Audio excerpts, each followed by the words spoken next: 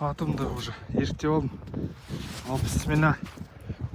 Қойшыға бара жатырмын, атты ерте болдым.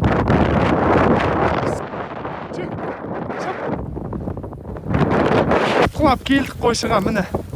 Мына қараған іште қойдың бір жаман қасиеті болса, мынау жел соқса, боран соқса алдынан тұрып алады, жүрмей ықтайды. Желден былай қарай алады да мына жаққа қарай қашып барады. Ықтатып қойып, мынаның ішінде тамаша, керемет. Алла қаласа қазір жерге айдап барамыз, жақсы бет етіп бара жатырмыз. Сол жазда желге қарсы, ал қыстыгүні желден наоборот ықтап қашады. Үшінші бораны қыстың айдап келе жатырмыз, Аллаға шүкір. Аман есен таптым, жеттім.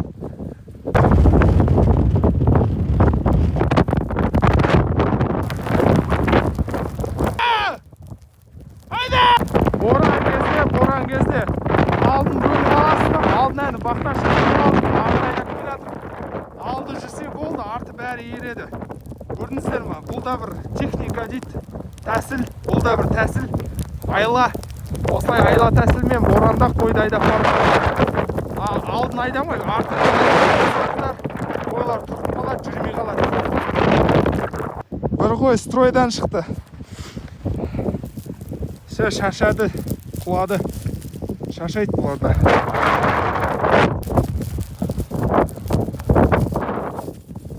Тамаша.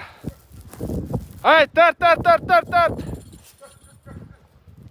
Йоу, жеттік ау! Давай, стройдан шыққан қой келді. Снежный человек, деген мені. Доке, снежный человек.